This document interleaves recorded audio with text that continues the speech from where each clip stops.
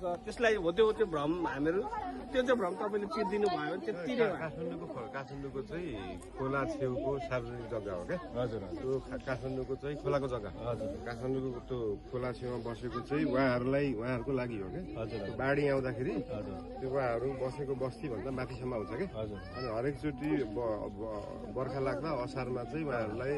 निकालेर अर्को ठाउँ लानुपर्छ नि त काठमाडौँमा गर्न खोजेको चाहिँ उहाँहरू जोखिममा बस्नु भएकोलाई सेफ ठाउँमा राख्नु पर्यो भनेको तर त्यसको गलत नेगेटिभ चाहिँ रोजा जस्तो देखियो खास त्यो मान्छेको ज्यान जोगाउनलाई हो खोला छेउबाट हटाउनु खोजेको खोला छेउभन्दा बाहेक बिचको त भूमि आयोगबाट लगत सङ्कलन गरेर नेपाल सरकारले दिने हो कि जग्गा नेपाल सरकारले दिनुपर्छ त्यो स्थानीय सरकारको सिफारिसमा नेपाल सरकारले दिने हो कि जस्तो यहाँको त रियल हो नि यहाँको त 40-50 वर्ष अगाडिदेखिको हामी रियल भयो 48 सालदेखि 23वटा आयोग भन्यो तर तपाईँहरू अझै पनि अहिलेसम्म लगत सङ्कलन उठाउँदै लान्छन् करतिर आउँछन् होइन भर्खर तपाईँको यो सरकार ढल्नुभन्दा अगाडि पनि हामीहरूले भूमि आयोगबाट आइवरी फर्म भरेर सबै गरेर पैसा सैसा कर सबै तिरेको छ हामीले तिर्नुको लागि मैले त्यो भनेको थिएँ त यो चाहिँ भूमि आयोगमा चाहिँ पार्टीको मान्छे टिका लगाएर सुनेको मैले हेरेको थिएँ तपाईँको आफ्नै पार्टीसँग नजिक भएकोले चाहिँ लाल पूर्जा भए पनि अर्को लाल पूर्जा पाउने भयो हजुर जिन्दगीमा लाल पूर्जा नभएकोले कहिले पनि नपाउने भयो क्या त्यो सिस्टम चाहिँ सुधार्नु पर्यो भन्ने कुरा हो क्या विस्थापन गर्ने होइन व्यवस्थापन गर्ने हो व्यवस्थापन गर्न होइन हामीहरू जति बेला त हामी बुझ्छौँ होइन तर सिधा साधा जनता हुनुहुन्छ गरिब दुखीहरूलाई चाहिँ के छ भन्दाखेरि एउटा भएको झुक्रो पनि उठाइदिन्छ भनेर सबैलाई भ्रम छ तर हामीहरूले त सकेसम्म हामीहरूले त सम्झाइरहेको सम्झाउनुको लागि त होइन त्यही भएर हामी आएको छौँ हामी कसलाई के छ भ्रमहरू चिर्दै जानुपर्छ हामी यसमा पनि पुगिसकेको छौँ कि सर बरु उठाए पनि उठाउँछौँ तर यसपालि चाहिँ घन्टीमै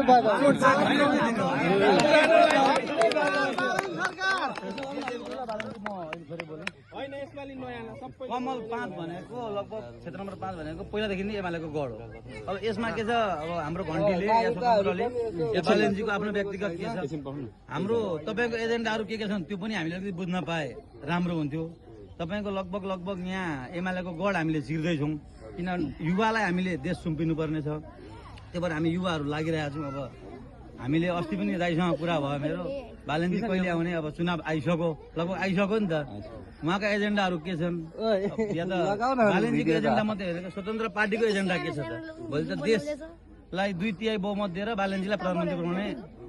स्वतन्त्र पार्टीको धारणा हाम्रो पनि धारणा हिजो जेएनजी आन्दोलन हुँदाखेरि यत्रा बच्चाहरू मरे के को लागि भन्दा परिवर्तनको लागि तर परिवर्तन भएन देशले परिवर्तन पाएन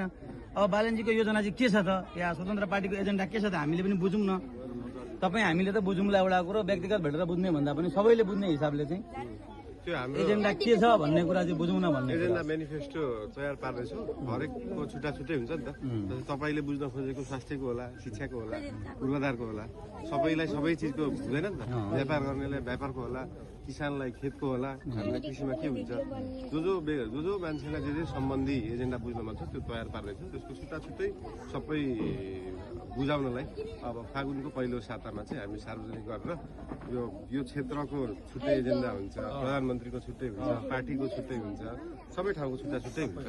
यो त हो कि अब अर्को कुरा के हो भने हामीले अब तपाईँ एक कार्यकाल झन्डै मेयर भएर बस्नुभयो काठमाडौँमा हामीले नेपाललाई स्वास्थ्य र शिक्षा केही मात्रामा कम गर्न सकिँदैन पुरै निशुल्क त होइन त्यो भयो भने एउटा कुरो के हुन्छ भने युवाहरू विदेश पलायन हुनु पर्दैन म पनि 20 वर्ष खाडीमा बसेर आएको हेर्नु अहिले हातमा 0 हो बसुन्जेल पैसा हुन्छ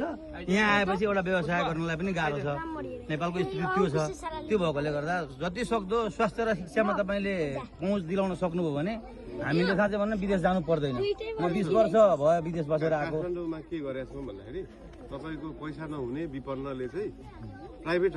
स्कुलमा पनि 10% सिट कक्षा कोठामा 100वटा सिट छ भने 10वटा सिट चाहिँ विपन्नले पाउँछ थाहा पाउनु भएको छ होला नि त्यो फेरि देशभरिकाले पाउने हो कि वर्षको 20-30 हजारले पाउँछ अहिलेसम्म 60-70 हजारले पाउनु त्यसको पैसामा हिसाब गर्ने हो भने त्यो 50-60 अर्ब रुपियाँ बराबरको हो क्या त्यो भनेको सुरुमा त विपन्नलाई दिन सक्नु पर्यो नि त 100% फ्री त हाम्रो संविधानमा लेख्नु त लेख्यो बजेट छैन 19 खर्ब बजेटले 100% पैसा हुनेलाई पनि फ्री भन्ने चाहिँ हुँदैन। तर हुनु चाहिँ के पर्यो भन्दाखेरि खल्तीमा पैसा नहुनेले पनि शिक्षा र स्वास्थ्य चाहिँ पाउनु पर्यो,